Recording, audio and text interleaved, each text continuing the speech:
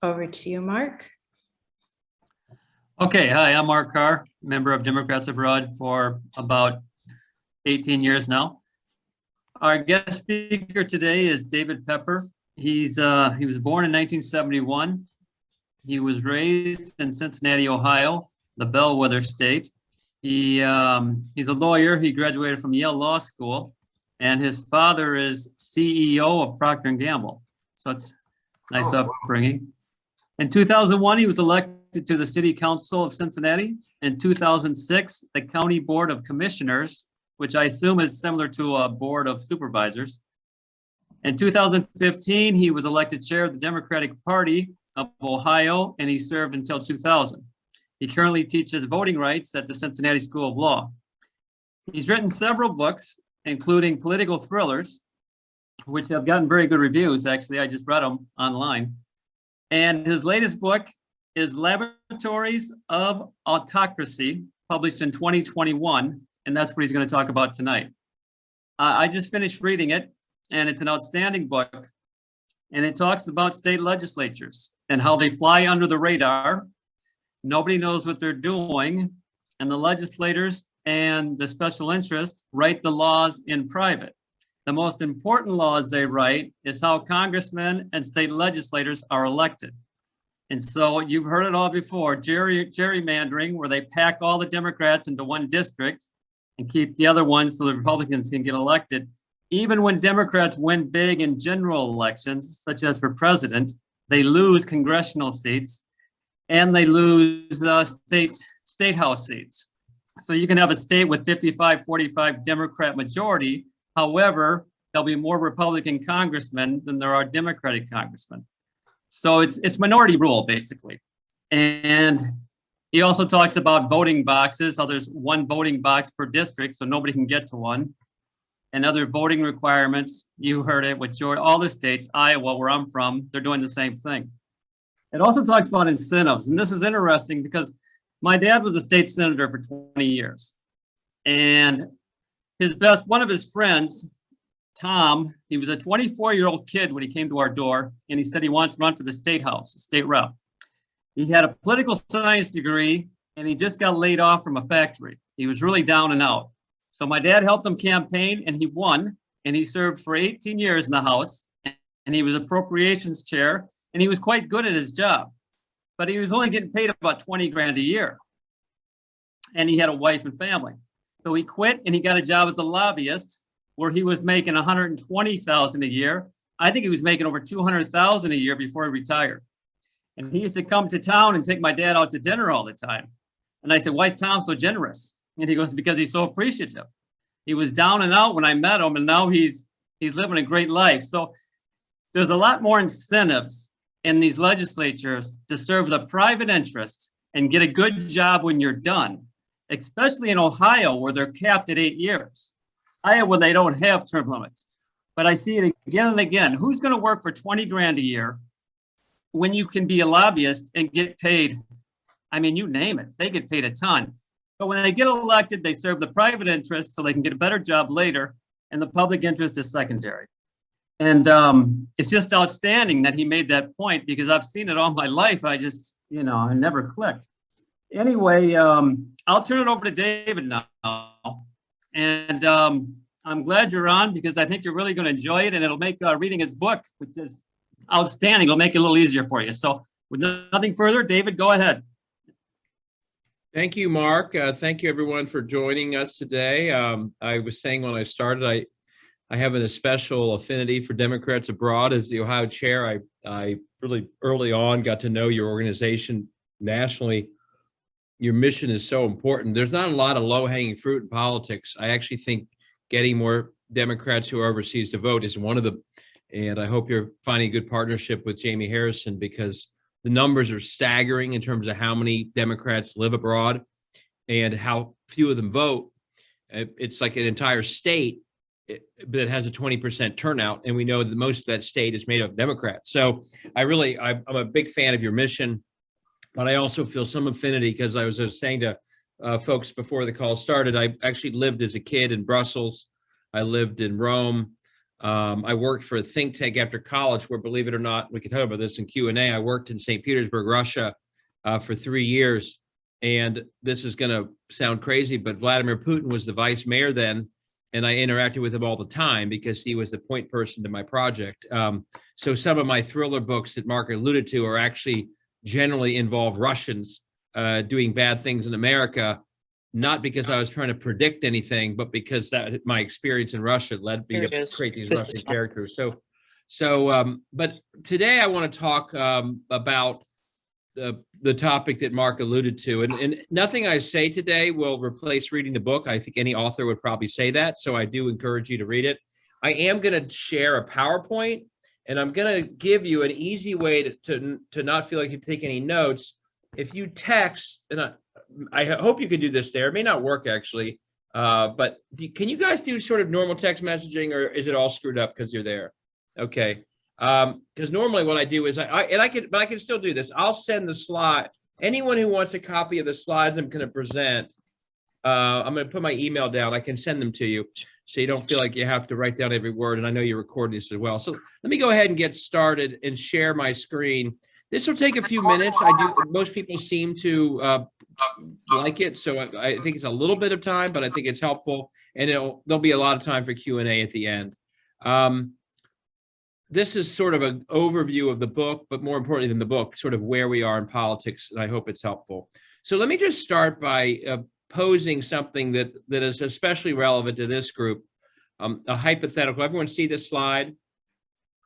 Yes. And I just start with a hypothetical that when you look around Europe, when we look around the world, how would we react if we saw in a country the following things all happen at one time? You know, the legislative elections rigged so that 99% of the results were guaranteed for the party in power, even if a majority of the voters voted for some other party. Or they attacked the government and the party in power, attacked the independent operations of elections and vote counting so they could assert greater control over the process of elections. What if they attacked the specific ways in which voters of the opposition party voted, making it more difficult? Or if they attacked the legitimate protesters who were disproportionately protesting on behalf of the opposition? What if they attacked independent courts? What if they violated the elected will of their own electorate that had been expressed through referenda, or violated their own constitutions repeatedly with no accountability? What if they changed the laws of their government to protect themselves from being held accountable for corruption?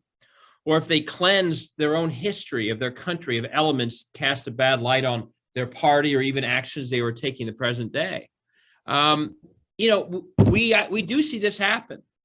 And when we see it happen in other countries, we usually understand what all this would mean if it happened at once. It would be a full-bore attack on democracy. And that's why, we're troubled by Viktor Orban in Hungary. We see the tragedy of Russia over 25 years as all these things have led to what we see today. And we generally, when we see it in another country, we call it out for what it is. We don't narrowcast it. We don't only focus on the personalities involved. We say what we're seeing in that country is a meltdown, an attack on democracy. Why did I write my book? Because everything I described is what's happening in state houses in the United States as we speak. Not one or two of these things, but all of these things, for the most part, are happening in many, many states at the state level.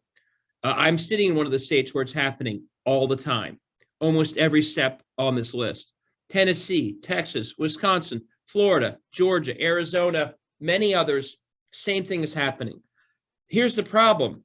Unlike when we observe in another country, we are much slower to see this in our own country. One, no one pays attention to state houses. Two, we are a country that is, I think, more confident in the stability of our democracy than we can afford to be. And so when we see attacks on democracy in our own country, we don't really see them in the way we're alarmed when we see them in other countries. Because, we're America, we're a democracy, that's what we do. And so the reason I wrote the book, and I wrote it very quickly without a plan to write a book, I'm so concerned that there is a full-bore attack on democracy happening across this country at the state level, where democracy is shaped, and too few people see it for what it is, and too few people are reacting the way that we should be reacting, the same way we react when we see it in another country. So that's what the book's about. That's what I'm going to talk about today with all of you. And in the crisis of American democracy, you know, we love to focus on Donald Trump and Marjorie Taylor Greene and Lauren Boebert, but the people of politics is where we like to focus. But the problem is, it's the institutions that in the end are the most important part. And the institution that is attacking democracy right now is not Lauren Boebert. It's not Gates. It's not even Trump, although he tried on January 6th. It's the hundreds of people just like them in state houses that are putting the institutions of state houses to work to attack democracy. And that's where most of the damage is taking place, as we are distracted by certain characters that get a lot of media attention in Washington. Why state house? And it's to use that old Bill Clinton quote, it's in this case, it's not the economy is stupid, it's the state house is stupid. That's where these attacks are happening. Why state houses? Why are they the place that have become this ideal, launching point of attacks on democracy? And I go through this in great detail in the book, as Mark would agree. It turns out, if you look at them as institutions, state houses are, I would say, the Achilles heel of American governance. And this is something that even James Madison wrote about back in the founding, that state houses had this potential to pull democracy down if they were ever in undemocratic hands. Why is that? Well, why are they the Achilles heel? One, they have an enormous amount of power. State houses control and have massive influence on every major issue we care about in our lives: the economy, tax rates, healthcare, education of all levels, quality and accessibility of education, quality, accessibility of healthcare, the energy, the environment, and almost every issue that right now is contested in politics. And you see this every day: equality, a woman's right to choose, the regulation or lack thereof of guns amid gun violence. States have more direct control of these issues in their states than any other level of government. So they have enormous power. They also have another major power that's too often overlooked. They basically write the first draft of our democracy. Of course, Congress can write the Voting Rights Act, but that's occasional. It's states that set the basic ground rules of how elections are run, not just state elections and local, but federal. Who votes? When do they vote? How do they register? How long is the window? What are the processes? Which often determines who votes too, at the margins at least, and sometimes more than the margins.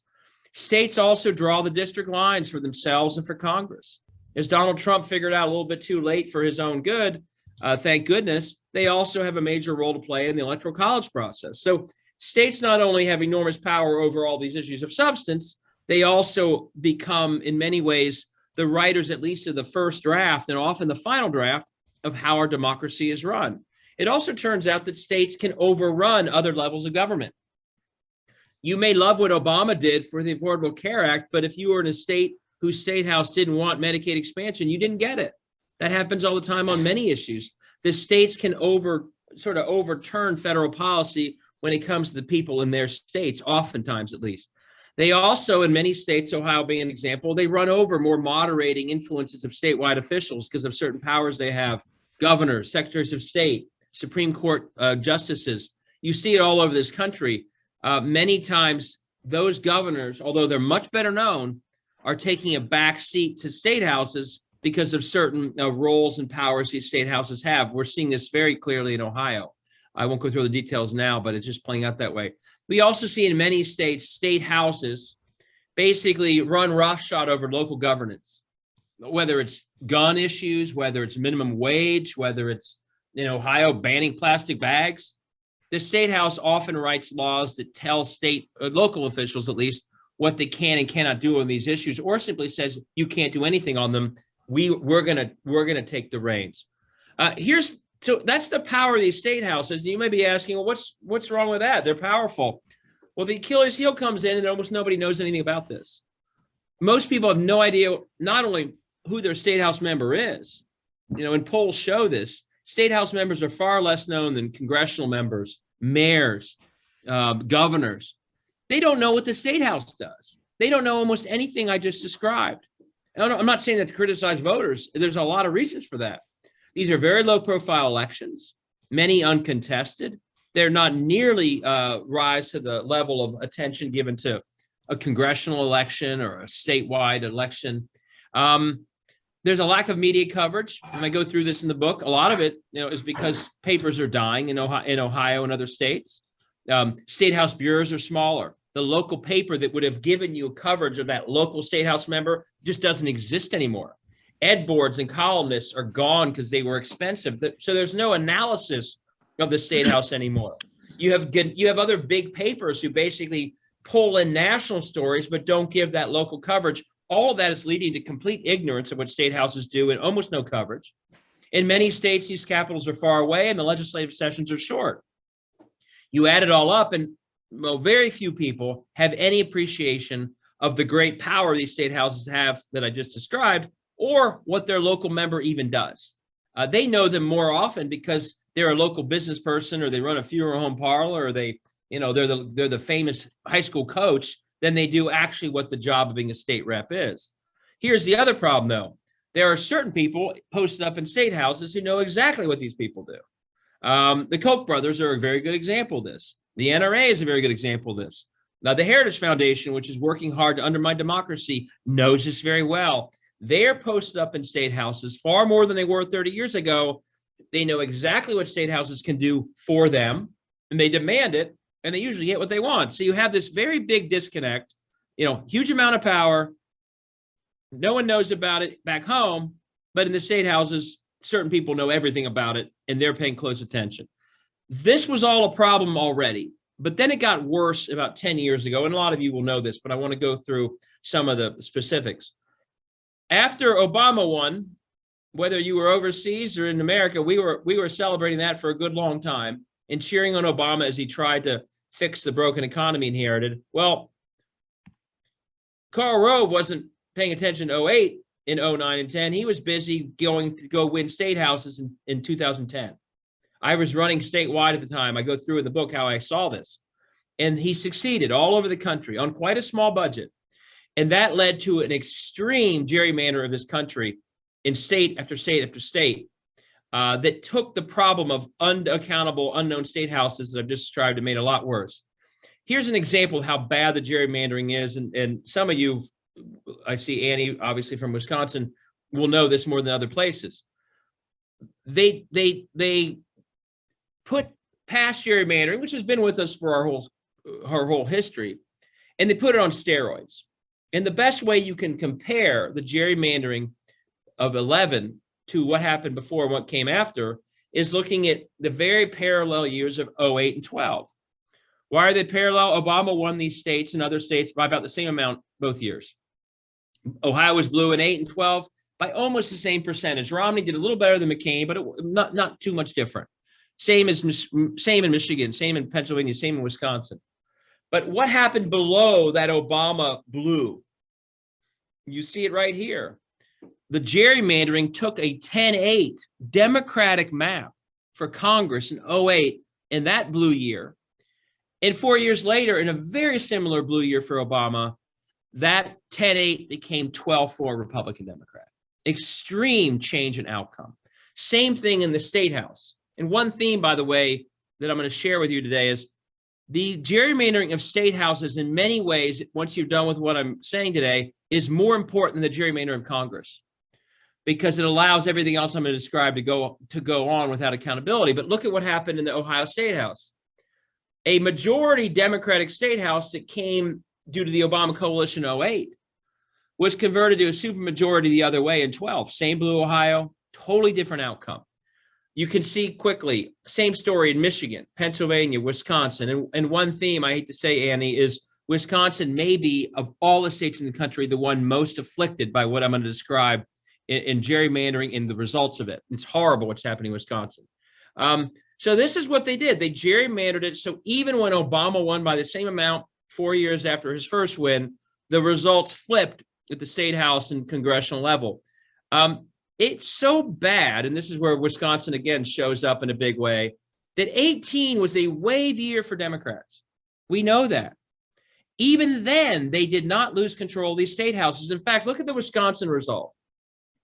Voters across Wisconsin voted for Democrats for the state house by 9 points. That's an overwhelming margin. And that 9-point margin of victory across the entire state translated into a state house that was 64% Republican, 36% Democrat. I mean, not to exaggerate it, but Orban would be impressed by that. Wow, you took a loss of 9 points and converted it into a supermajority? How the heck did you figure that out, Wisconsin? And similar story, not quite as extreme, but look at Pennsylvania. 11 points Democrats won by in 18, converted to a strong majority. Ohio was 50-50 in 18. Everyone says we're a red state. We were 50-50 for state house, supermajority Republicans. So they basically figured out how to way to, even in a blue wave, they held on to majority or supermajorities. But the gerrymandering is extreme in one other way that gets even beyond some of these figures that a lot of you might have seen. They figured out not just how to create a majority when the other side wins. They created a system, and this is true in Ohio and very close to this in other states. And this is the key to everything for them. They created a system where almost to a person, not a single member of their majorities actually are in real elections. They're not actually living in a democracy. That sounds dramatic, but I'll walk through this. They basically have in Ohio about 62 seats over the last decade that they gave themselves. These are the margins of victory in those 62 seats average for an entire decade. 17 of 62 averaged a 50% margin of victory or more, 75-25. The next 21 seats, 30% margin of victory or more. The next 12 seats, 20%. That's 50 seats where they're averaging 20% or more margin of victory. As you all know, that's a total blowout. These are people who never worry about their next election. It's like a reappointment. And then the next 12 seats to get to their 62 average 10% margin of victory or more. So almost to a person. And in Ohio, as was said, we have term limits. Almost to a person, we're talking about an entire generation of people in power. I don't call them elected officials because they've never actually won real elections. An entire generation of people who've never worried about an election, a general election, who've essentially been in power devoid of democracy. That's what state level gerrymandering has done. And it turns out, and I go through this in great detail in the book, the warping of quote unquote public service in a world without democracy is enormous. And I think far greater than even those who gerrymandered in 11 would have anticipated. We have a set of incentives that we assume drive good behavior in a robust democracy. Things like you deliver good public outcomes, so you get reelected. You do things that are generally mainstream or popular. That's how you get reelected. You don't be corrupt in the open because then you would lose. Well, it turns out, and I go through examples of this in the book, in a world without democracy, which these people have lived in, all those incentives are flipped on their head. It no longer, if you are guaranteed to get reelected no matter what, and most people have no idea who you are anyway, guess what? Whether or not you deliver good public outcomes no longer matters. We have seen a disconnect between public outcomes and getting reelected, which is a very dangerous thing. And that's why in Ohio, in Wisconsin, other states, you actually are seeing a dramatic decline in public outcomes. You can measure it. I go through the book in Ohio. Our public outcomes are horrible in Ohio over the last 15 years. Public health, public education, infant mortality, student debt, they're all collapsing in terms of public outcome. But the people in power never leave because their fate is not tied anymore to whether or not they're delivering good public outcomes. What is their fate tied to? Keeping those private interests in the state capitals happy. That's how you do well. What do those private interests want? Often what they want is the public assets that would otherwise be going to deliver good public outcomes. They want to benefit from them. So what do we see in Ohio and Michigan and other states?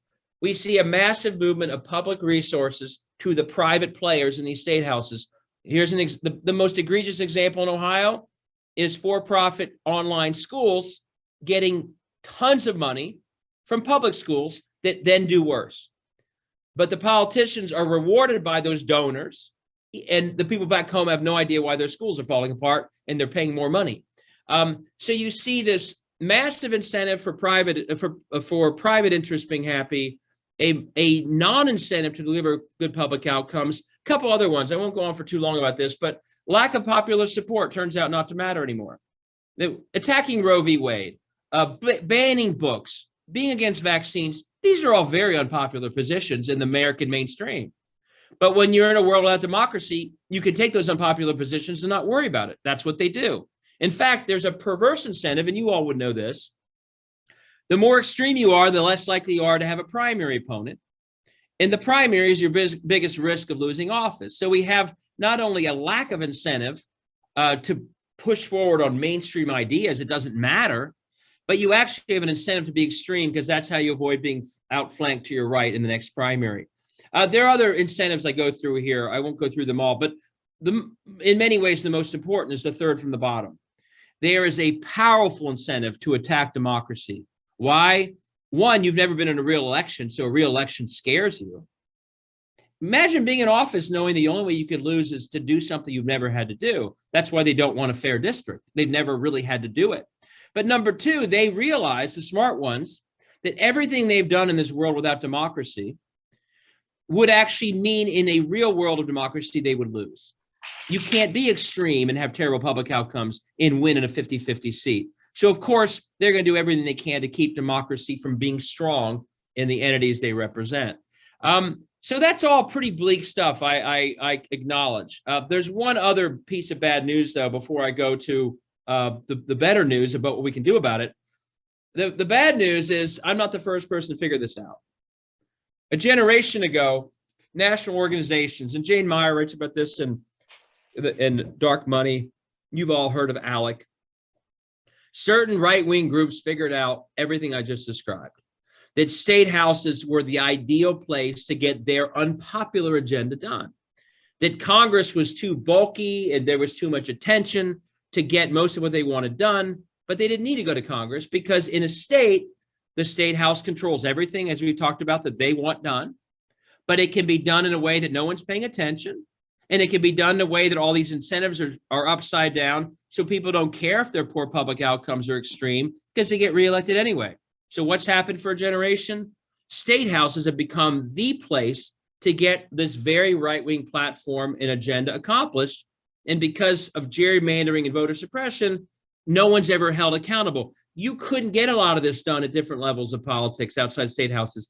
It wouldn't be sustainable because you lose office. Many of these issues are unpopular, but at the state house level, it simply doesn't matter. And that's why the state houses have become the ideal place to get this done. And I won't go through all the details, but it's not as if it's happening on its own. ALEC and these other groups have now hardwired state houses to be the place where they do this all at once across the board. And, you know, last month, it was the Don't Say Gay bill in Florida. Well, today it's being introduced in Ohio. They kind of work in conjunction. They learn from one another. They mimic one another. And over the course of a generation, I go through this in the book. I don't call it Laboratories of Autocracy just to have a catchy title. It's exactly how they operate. They are always learning as they do this. They're always learning lessons. And so I take time in the book to walk through the lessons they learn. One lesson they learn is what I said earlier. The popularity of an issue doesn't matter.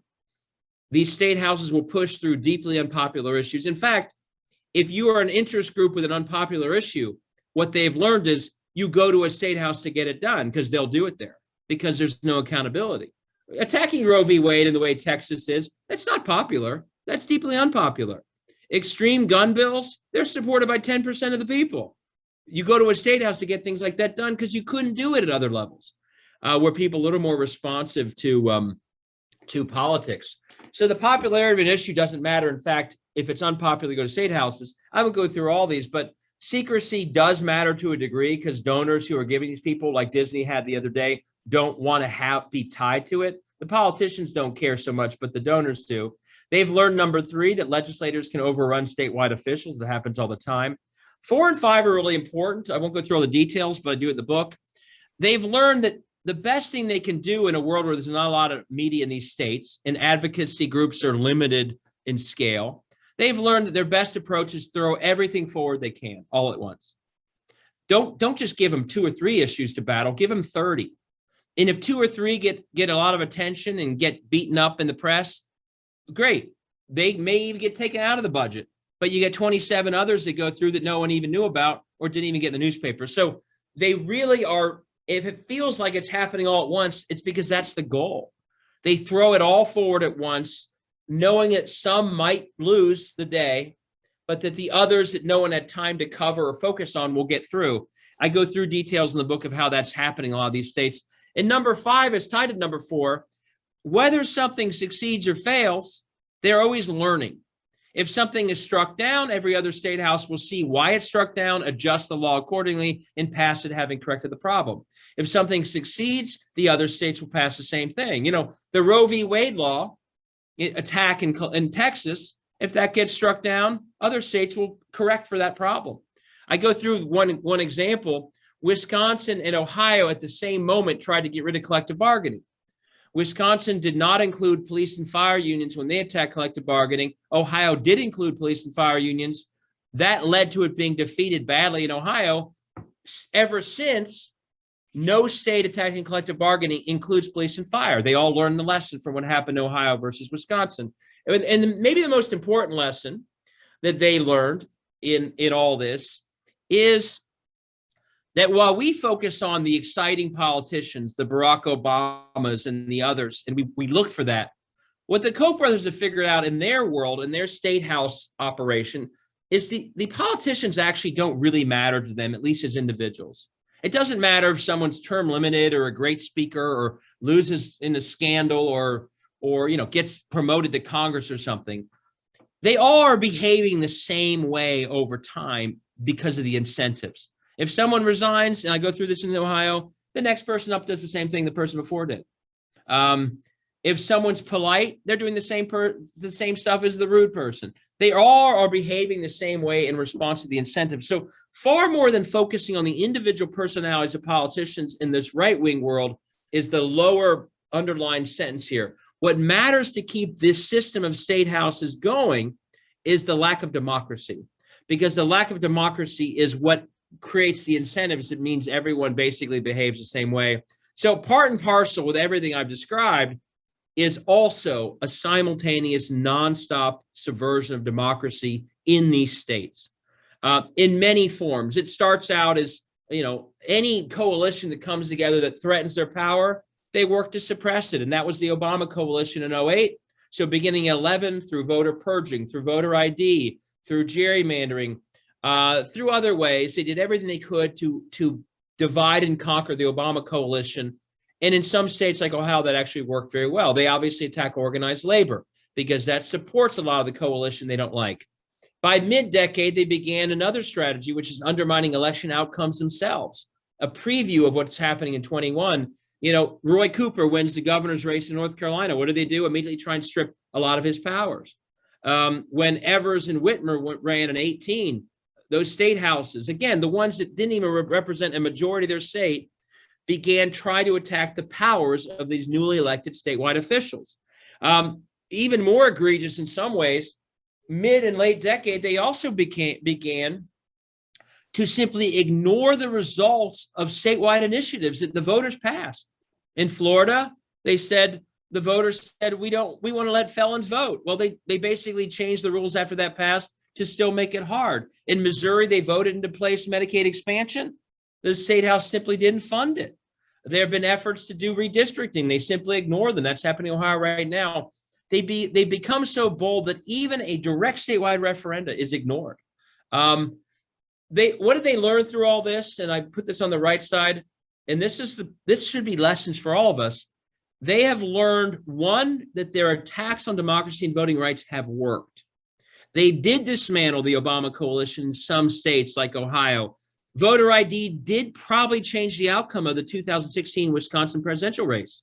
Many more voters were disenfranchised by the voter ID law than the margin of victory for Donald Trump. So they learned that they can do it.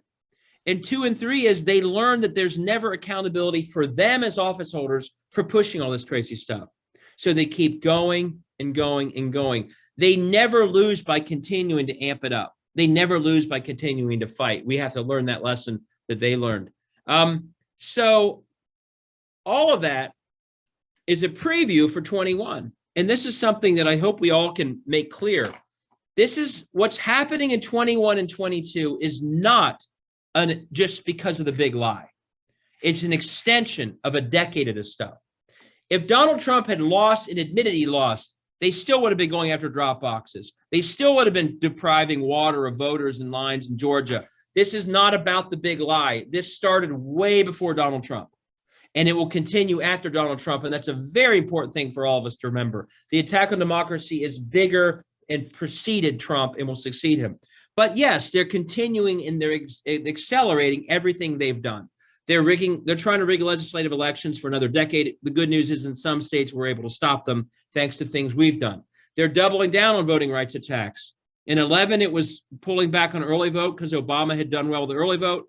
In 21, it's getting rid of drop boxes because that's how disproportionately a lot of voters of color voted for Biden. And no one cared about drop boxes when they were in Anchorage, Alaska, and Salt Lake City, Utah 5 years ago. But you start seeing black voters voting using drop boxes in Atlanta, in Milwaukee, in Detroit. Now they want to get rid of them. Why? Not because of voter fraud, but because they know that's how the opposition's voting. Couple more. Obviously, the initial attacks on elections outcomes is now merging into number 3, going after elections officials themselves, secretaries of state, attorneys general that might play a role. Non-political elections officials are being politicized in some states like Georgia and Wisconsin. Again, I'm sorry, Annie, I keep mentioning Wisconsin, but you're going through one of the worst of it.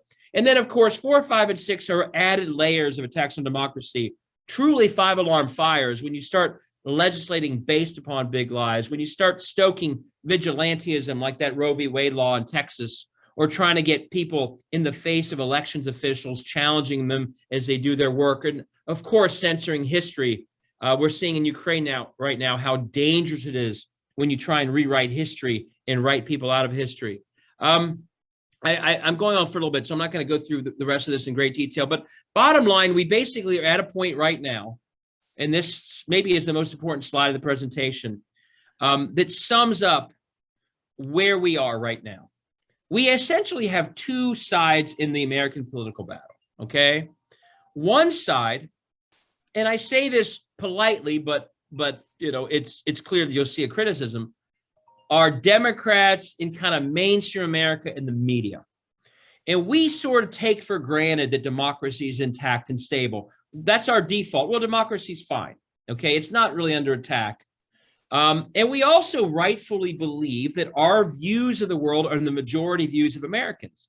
So we have chosen that our American political battle is actually a battle over election outcomes.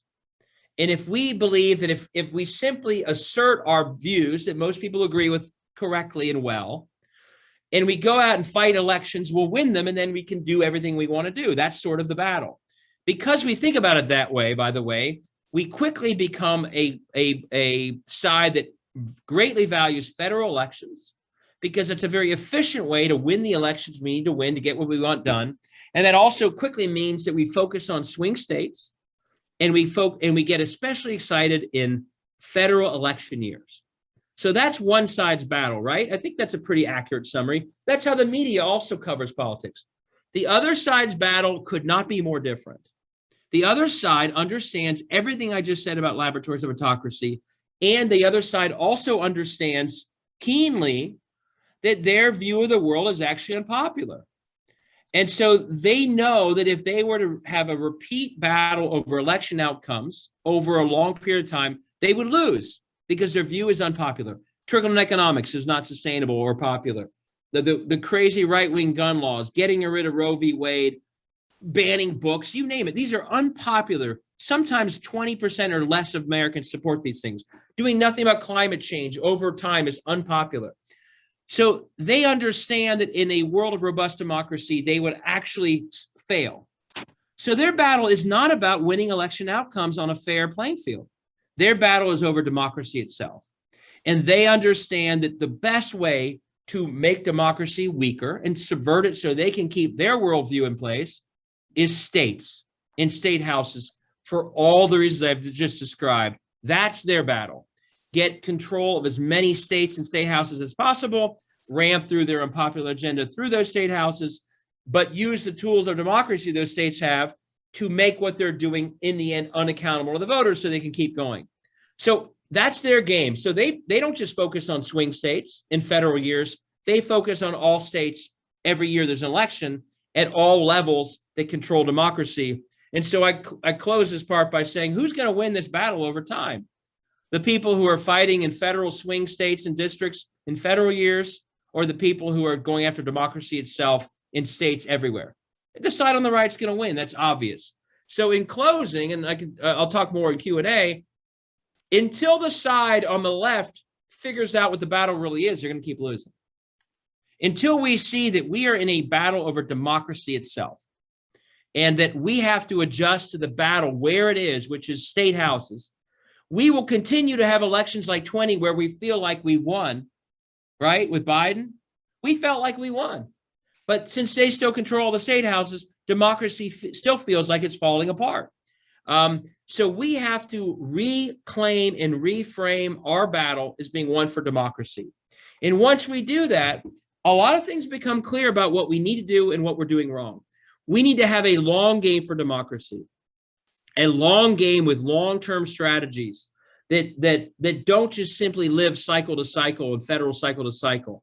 We need to lay out what that long game looks like. And, you know, who knew it was a long game? Women suffragists for a century fought for democracy. John Lewis. But in the more recent example, best one is Stacey Abrams. She knew it was a long game to fight for Georgia's democracy. She did it over many cycles. She didn't give up after one losing federal cycle. She even lost her own campaign, but knew she had made progress because more people registered and more people voted and more people were engaged. We have to think about our battle as a long game for democracy. And many things become clear once you do that. We have to invest all over, including, by the way, with Democrats abroad. We can't simply focus on 5 or 6 swing states. That may feel good in a short mind, short view federal cycle mentality, but a long game for democracy, leaving dozens of states uncontested and leaving dozens and dozens, hundreds of state house districts uncontested is a disaster for democracy. It lets these state houses live in this unaccountable world they're in. It means our message is not getting to so many Americans across this country. It means we have depressed turnout in so many places where we're not running candidates. We have to adjust to fight everywhere since that's what they're doing. It also means we got to get out of this mindset. This is all about, are you for or against Trump? This is so much bigger than Trump. Never Trump does not capture the moment we're in. As I said, this preceded Trump. This will succeed Trump, the attacks on democracy. We have to define the two sides in a broader way. Are you for democracy or aren't you? And I say this because I believe that we are giving cover to some Republicans who are actually not like Trump, but not for democracy when we only make it about, are you for or against Donald Trump? We have to define the teams a little more broadly than that. And so a lot flows from this that I won't go through. My book goes through 30 different steps we all can take that's consistent with what I laid out. But the thing I'll close on, and you're all doing this, but I'll just say it to say it, we all have a footprint in this world of influence. And the thing I put in my book is we all have to think harder about how we can all, once we view this as a battle for democracy, use our footprint to lift democracy more than we do now. Not just by being part of Democrats abroad. And this is a little harder for those overseas, I'll admit, but just so you know what I say to people when I speak. In your own world, you are doing things every single day, and you have to incorporate democracy into what you do every day. Are you on the board of a homeless shelter or a food bank, or do you volunteer for one? Do you run a small business? Do you know the mayor of a town?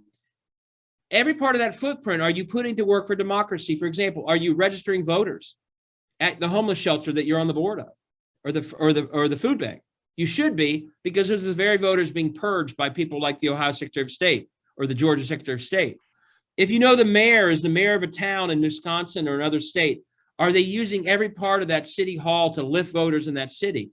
The rec centers, the health clinics, are they registering people? They should be. They probably aren't. Most people aren't doing this right now.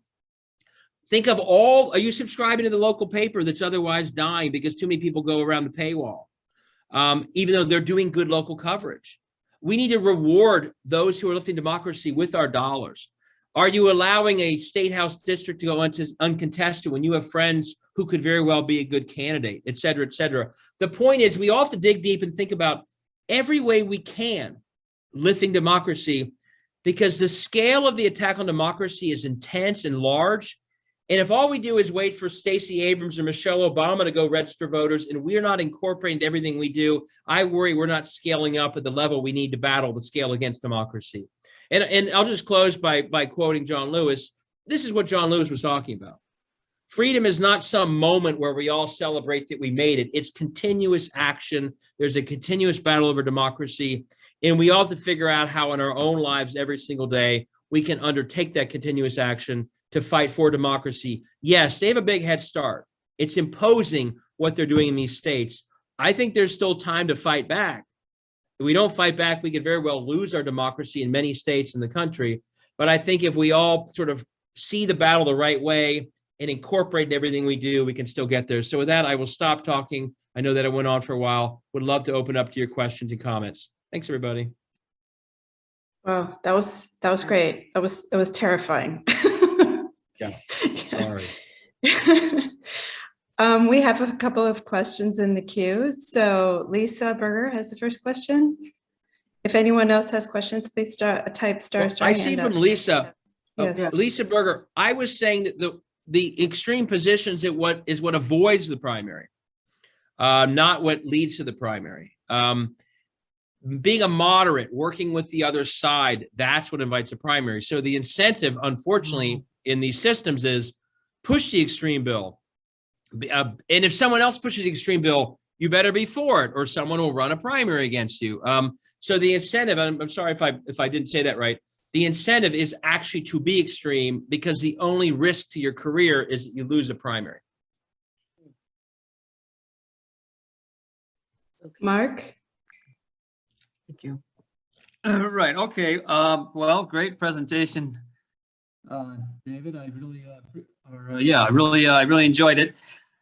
I think it's clear that the Republican Party is nothing more than an extension of the 1%.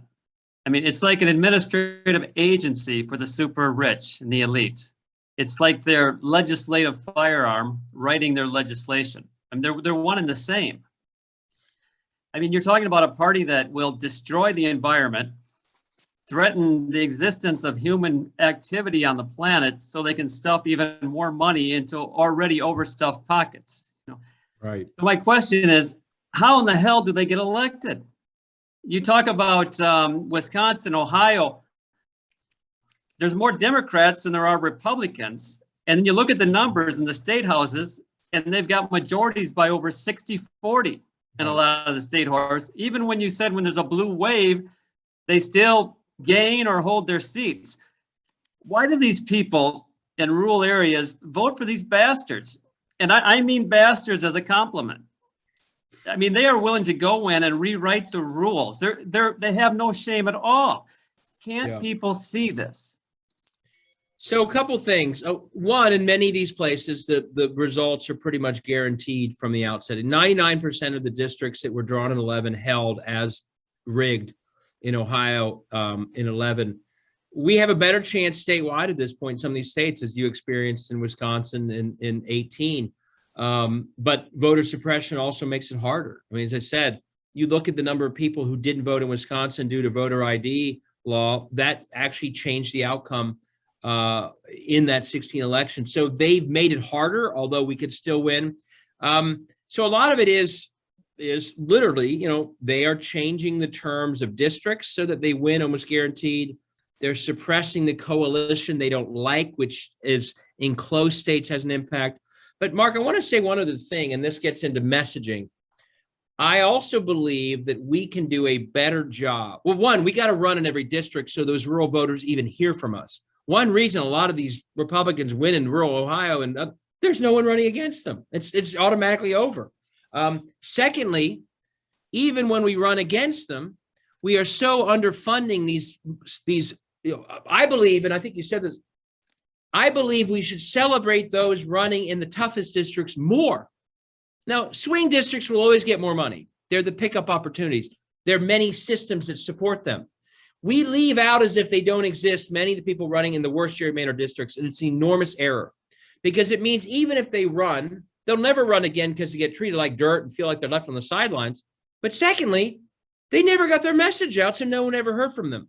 I think we have to do a lot better job of rounding out the support we give candidates. So someone who steps up and is the hero running in a district that they're going to lose 70-30, they actually have enough money that even though we know they're going to lose, they actually can get a message out across that whole rural district. So at least those people hear about what we're about.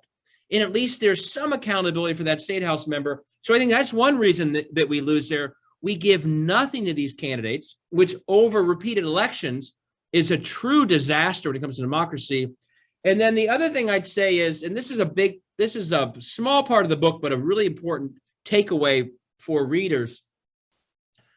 Very little of what I've said today would be my message if I were a candidate for office, okay? This is clearly red meat, anger-inducing stuff that probably to a lot of voters would sound partisan. It's all true. But one of the things that the winning candidates, and I think Tony Evers did this in Wisconsin and Whitmer did it in Michigan. My best example may be Laura Kelly, though, in Kansas. Part and parcel with the hijacking of state houses, Mark, as you put it, by the 1%, or these financial interests, is they are looking for something from these state houses. And they're mainly looking for a transfer of public assets to themselves. That's what they're getting through trickle-down economics. That's what they're getting through online for-profit DeVos-style schools. We want your public school money to enrich us.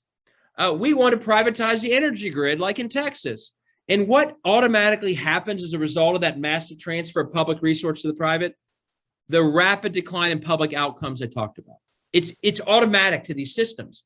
You can measure them in state after state. And so to your point, to your question, what I would say if I were running for governor in one of these states is I would find the public outcome that is indefensibly bad, and I'd run on that.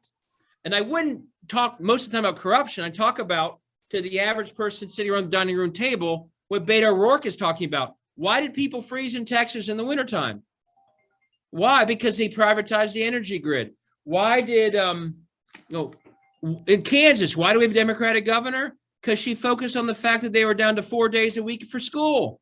And that was unacceptable to Kansans of whatever party. It doesn't make sense to them. It should make sense to them, but it happened because of a corrupt and Koch brothers style governance in Kansas.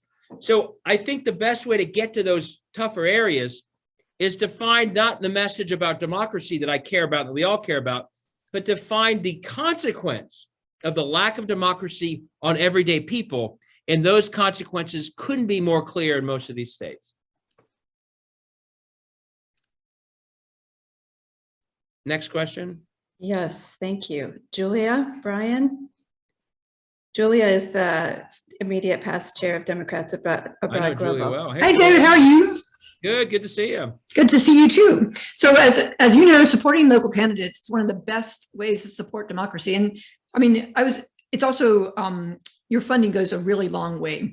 I can say that probably supporting people at the local level is just more bang for your buck than anything else other than supporting Democrats Abroad.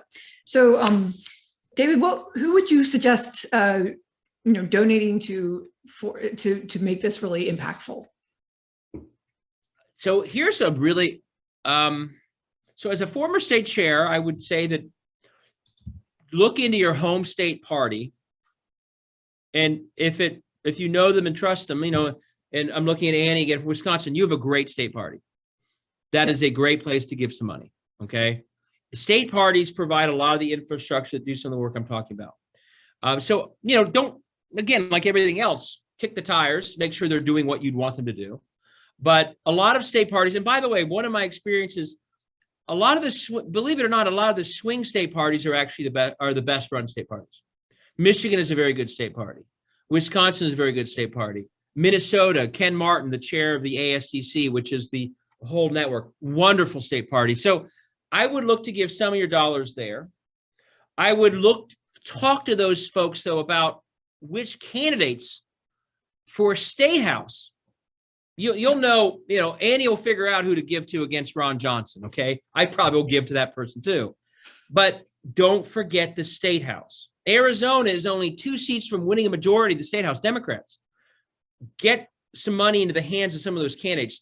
One group that I'm a huge fan of, and one of the cool things about my book, I know some of what I talk about is depressing, but hopefully you can see I'm always fired up about this stuff. One of the most inspiring results of my book is there are a lot of organizations doing some very good things along the lines of what I'm talking about. Some of you may have found Run for Something, which is recruiting candidates to run all over. There's another group called the States Project. Has anyone heard of the States Project? This could be a really good thing for your group in Spain or more broadly to do. And I'm happy to make an introduction if you email me and tell me you want me to. The States Project is basically emerged about 5 years ago. Here's my email in case anyone's interested.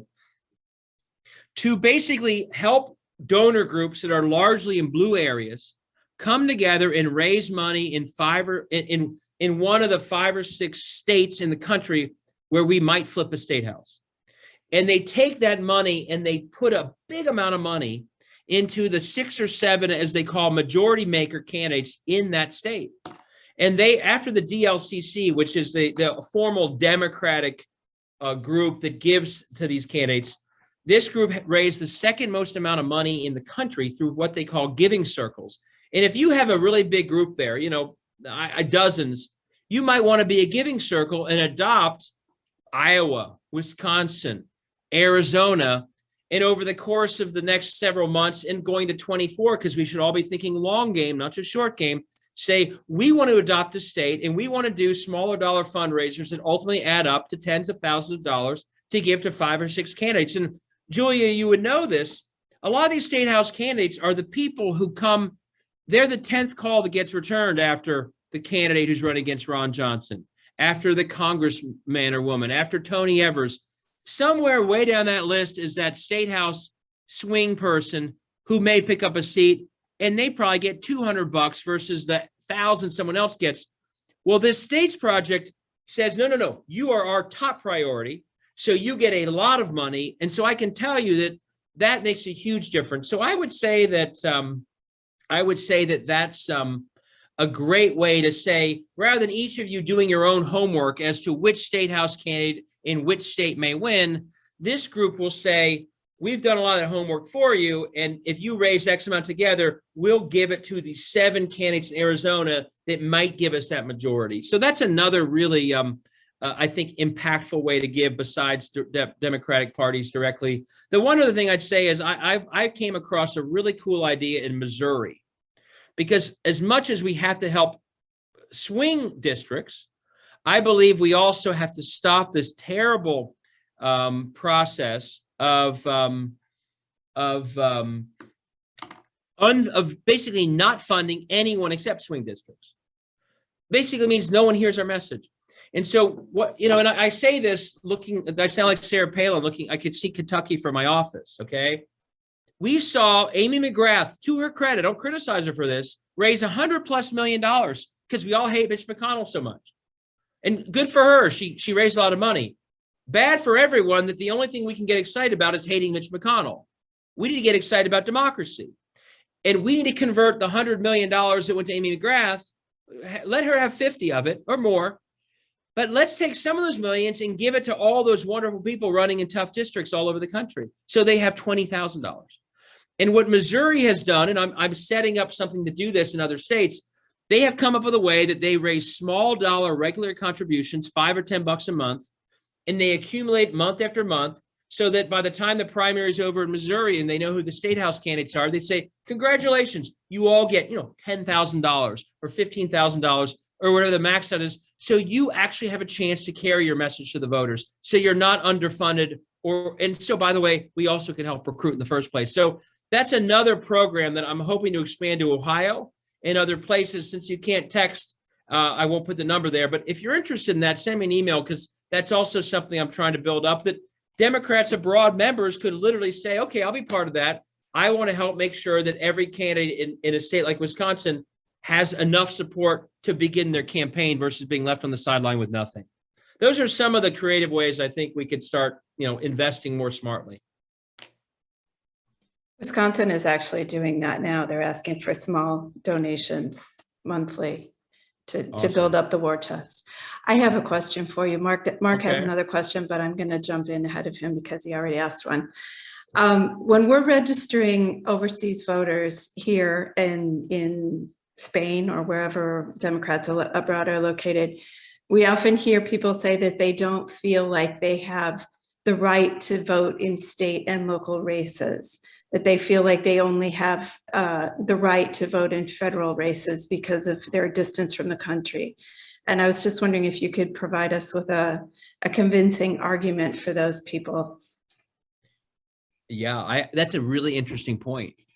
I wouldn't have thought of that, but I can see what someone said. The answer is, it's where democracy is most under attack. It is literally where. I mean, have you seen the fight between Mitch McConnell and Rick Scott, where Rick Scott wanted to announce the agenda? This is kind of funny. Hey, I want to lay out our agenda. And Mitch McConnell said, no, don't do that. Our agenda is unpopular. Why would you ever do that? And Rick Scott, I'm glad, insisted on repeating that they want to tax everyone more in a way that would be mainly people with less money. The whole point is they're running their unpopular agenda through states. That's why Mitch McConnell said, don't talk about it. That's why they don't do, when they're in power, they don't even do that much except tax cuts and judges.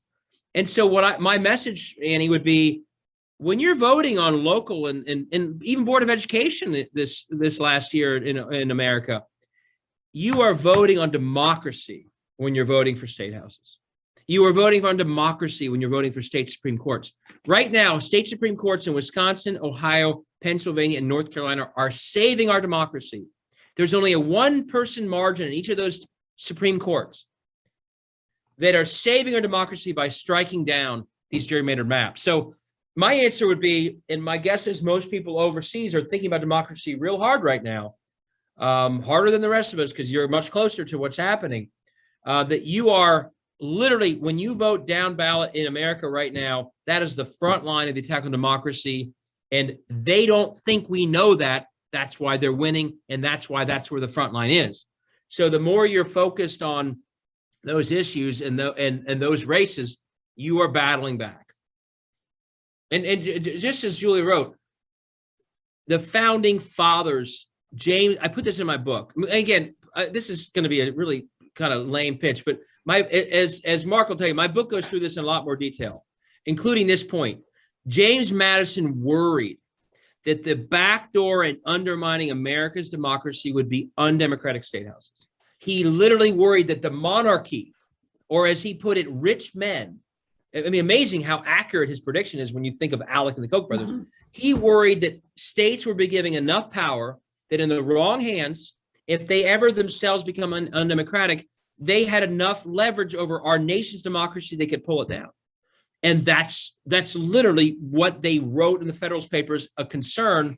And that's why one of the most important clauses in the Constitution no one knows about is one that says, the United States shall guarantee in all states a Republican form of government. By Republican form of government, they meant democratic governance, because they understood that if we had states that were no longer democratically governed states, that those states could risk the entire nation's democracy. So I would absolutely hammer on that with people,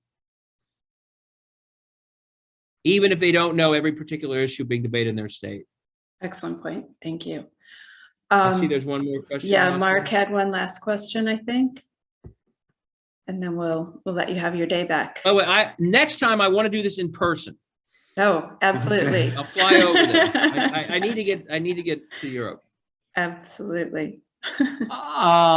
Well, in Iowa, where I'm from, if you're pro-choice and you run in one of these rural counties, you're a 60-40 loser, and your campaign doesn't even get off the ground. Okay, right. That's how much clout it has. Now, in 2012, remember Romney, when he was governor of Massachusetts, he was pro-choice. He was running for governor in a pro-choice state. He said, I'm pro-choice. What did he say in 2012 when he ran for the Republican primary for president? I'm pro-life. What happened? Nothing. I'm pro-life. I want to talk about something else. Issue over. I think Democrats in rural counties in Congress and for the state house should just start saying they're pro-life and be done with it and get that issue off the table. It still kills a lot of candidates. I know a real good friend of mine who ran in Northwest Iowa, excellent candidate. All they did was run abortion shit against them for 5 weeks. And we told them, just tell them you're pro-life and get it over with. Who gives a shit? You can't do nothing about it once you get elected anyway. Who cares? I mean, they already switched on guns. They don't even talk about gun safety anymore. That issue is so toxic And even Democrats are saying, okay, I'm for the Second Amendment, next question. They don't even get into it. They haven't done it with abortion yet. So I would tell these legislators, especially at the state level, don't even bother running if you don't run out and tell everyone you're pro-life, at least in these rural districts. I mean, I don't know. How do you feel about that? That's what my old man. I respectfully disagree. I appreciate you just putting it out there. I'll tell you, my dad ran. Here's the overall point. And I understand your frustration, but you wouldn't know it, but Roe v. Wade is very popular in America. Okay. It's not like a 50-50 issue. Getting rid, the Republicans, the smart ones, fear the overturning of Roe v. Wade. And if this current Supreme Court overturns Roe v. Wade, they will try and pretend it didn't happen because they understand that that's a bad issue for them. And my broader point is the gerrymandering of these districts and the nonstop attack on these issues sometimes convinces Democrats that we're in the minority. We're in the majority. The majority of this country, the Texas law attacking Roe v. Wade that you've all probably read about, is very unpopular in Texas. Mark, the reason they gerrymander districts is they know that they would lose in fair districts being as extreme as they are. They are extremists on guns. You mentioned guns. 90% of gun owners support background checks. They're with the 10%. So don't let them bully you into thinking you're somehow the unpopular guy. You're on the side of most people. If their side was popular, they wouldn't need to gerrymander. They wouldn't fight so hard to gerrymander. They'd go out and say what they're for. If their side was popular, Mitch McConnell wouldn't be telling Rick Scott to shut his mouth. So the point is, no, there are a few issues where we step in it. Two things. Don't back off from our values. Know that for the most part, we're on the side of majority, not in every district, but for the most part. But then also, Mark, and this may be some of what you're saying, don't get baited and only talk about that issue. Get back to the fact that in rural Iowa, small towns are dying and schools are falling apart. And in Kansas, they have school 4 days a week. And in Texas, people froze to death because they wanted to privatize the energy grid. So stand your ground, not to use that law from the gun world, but stand your ground on issues, stand on principle, be confident that most of the time you're actually with the majority, but then don't get baited and distracted by the fact that their public outcomes are indefensible. And Laura Kelly, the governor of Kansas, a Democrat, she didn't run around. I don't know her positions on every issue, but I know that every ad was about, I'm Laura Kelly. I grew up in Kansas. I'm all about Kansas values. And the most value I knew growing up was the importance of a good education. To use some of your more rough words, why in the hell are we down to 4 days of school a week? That was her winning message. So don't get baited into that being the only debate, but I also wouldn't back off, especially there was a poll the other day. 20% of Americans supported banning books. We had just one other thing. I know we got to go. Last fall, there were school board candidates all around Ohio running on getting rid of mask mandates, getting CRT out of schools, which wasn't in Ohio schools. And they were well funded. It was a right-wing operation. And we all worried, like, my God, these people are gonna win, take over school boards. But they weren't in gerrymandered districts like our state house. They were running in honest to goodness school districts. Do you know what happened to all those candidates? They got crushed.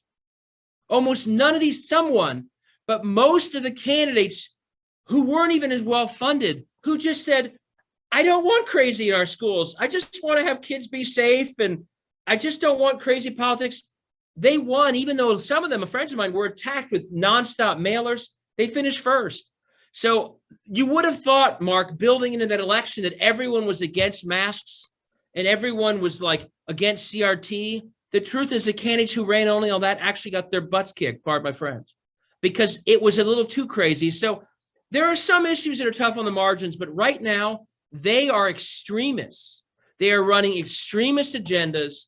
And in the end, the reason they need to gerrymander so much is because those extremist agendas will not survive in most normal elections if they had to face them. I agree, but how do the bastards keep winning? That's what bugs me. Because they gerrymander the hell out of our world, and they're good at getting us into debates and off the real topics. How did we win in 18? Evers focused on bottom line, basic issues that people cared about. Whitmer said, fix the damn roads. Laura Kelly said 5 days of school a week. You know, if I were running in any of these states, it'd be small towns are collapsing. Schools are being eaten apart by the DeVoses of the world. In Texas, people died because of an energy grid. Beto O'Rourke's doing a great job on that. Get back to the issues that people around their dining room table are thinking about, which are these kind of basic, broader public goods issues. Defend equality always. Defend a woman's right to choose. You're not going to win if you don't do that, and it's the right thing to do. But get back to the less political issues that people every day are going to be seeing if we do a good job explaining it. And by the way, tell them what you're going to do about it. You know, get back to 5 days a week. Biden's work, by the way, on infrastructure is another good example. Get to those towns and tell people what it's doing for them. Talk about broadband.